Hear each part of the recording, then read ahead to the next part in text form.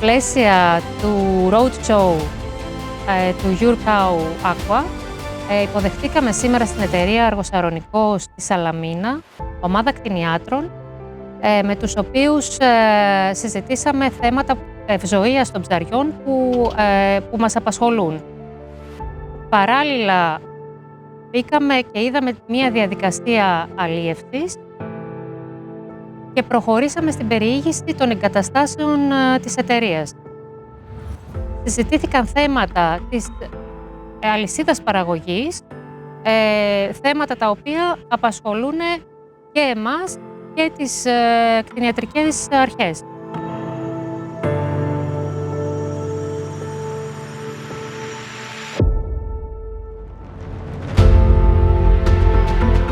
Πήραμε τα πρώτα μαγιάτικα, εμείς παίζαμε ένα σπουδαίο ρόλο στο ερευνητικό, το πρώτο ερευνητικό, να βρούμε τις μάνες, να πάρουμε τα αυγά. Αυτό προχώρησε, μετά από το Diversify ήρθε το New Tech Aqua. Από αυτό πάλι ορμόμενοι ξεκίνησε και το εργοστάσιο παραγωγής ιχθυοτροφής, που ήταν ειδική υγρή μορφής τροφή για τα μαγιάτικα, να δούμε την ανάπτυξή τους. Είμαστε πια περήφανοι που μετά από 15 χρόνια σκληρής δουλειάς, έρευνας, ανθρώπων που βοήθησαν πάρα πολύ από διάφορα ερευνητικά κέντρα, το ΕΚΕΘΕ, οι κτηνίατροι, ο κύριος Μιλωνάς, εμείς, τα παιδιά εδώ όλοι βοήθησαν να έχουμε αυτή τη στιγμή παραγωγή. Είναι η πρώτη χρονιά που έχουμε παραγωγή κανονική μαγιάτικου. Είμαστε στη Σαλαμίνα για μια εκπαίδευση του Ευρωπαϊκού Κέντρου Αναφοράς για τους υδρόβιους οργανισμούς σχετικά με την ευζοία των ιχθύων και των υδρόβιων οργανισμών. Η εκπαίδευση ολοκληρώθηκε με σύντομες παρουσιάσεις όπου θίχτηκαν θέματα σύγχρονα, πρωτοποριακά και τα οποία θα μας απασχολήσουν τα επόμενα χρόνια στο πλαίσιο των ευρωπαϊκών κανονισμών αλλά και της εθνικής νομοθεσίας. Η εκπαίδευση ήταν πραγματικά ουσιαστική και προσιλωμένη σε βασικούς τομείς.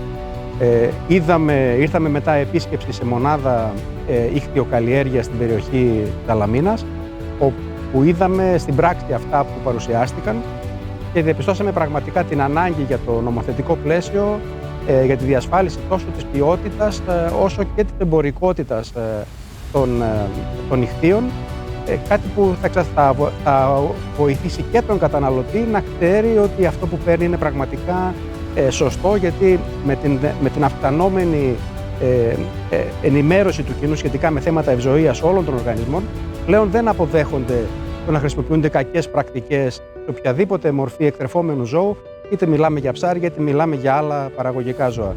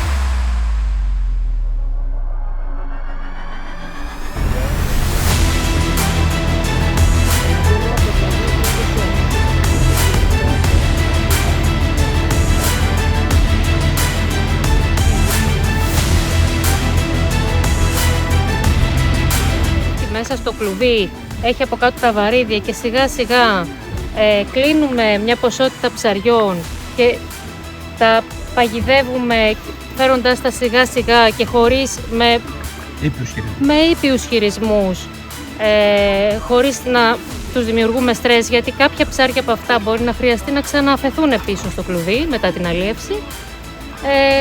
Και έρχονται σιγά σιγά, θα δούμε τώρα και ακριβώς την πρακτική. Χρησιμοποιούμε την απόχη για να βγάλουμε σιγά σιγά τα ψάρια και μπαίνουν μέσα στο παγόνερο απευθείας.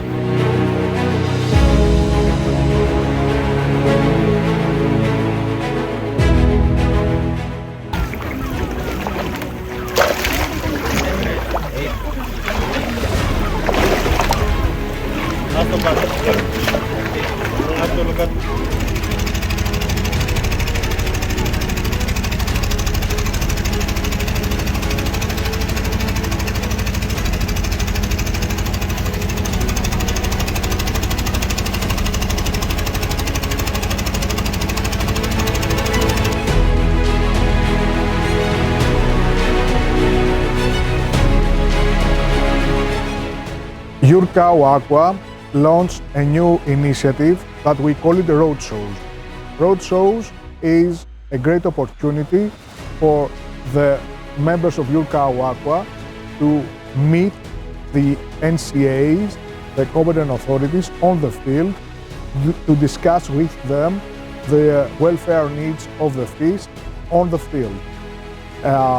This is possible by visiting farms and explain the production process to the members of competent authorities.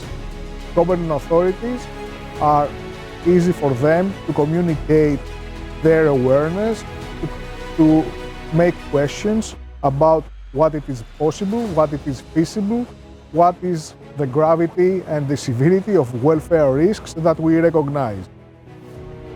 We have the great opportunity today to visit the first fish farm in Salamina Island in Attica region in Greece.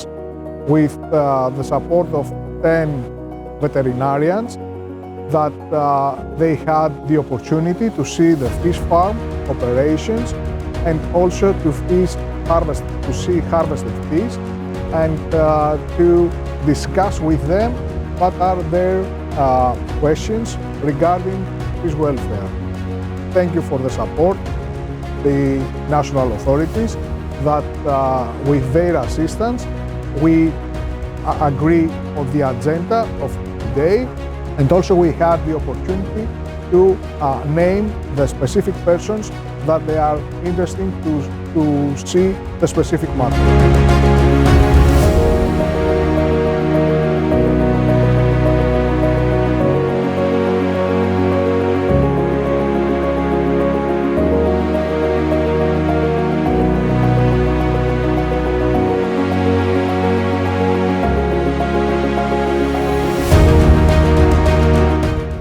Είμαστε σήμερα εδώ σε μια εξαιρετική ιχθυοκαλλιέργεια κάπου στην Ελλάδα, προσκεκλημένοι το πρώτο road show του Yurkao Aqua, του Ενωσιακού Κέντρου Αναφοράς για την Ευζοία των Ιχθύων, το οποίο έχει συσταθεί από την Ευρωπαϊκή Επιτροπή βάσει υποχρέωσης που προκύπτει από την Ενωσιακή Νομοθεσία περί κτηνιατρικών ελέγχων και το οποίο έχουμε τη μεγάλη τιμή να συντονίζεται από το Πανεπιστήμιο Κρήτης, από το Τμήμα Βιολογίας, τον καθηγητή Μιχάλη Παυλίδη, σε κοινοπραξία με το Ινστιτούτο Παρασιτολογίας της Τσεχικής Δημοκρατίας και την Κτηνιατρική Σχολή της Βαρκελόνης, Ισπανία.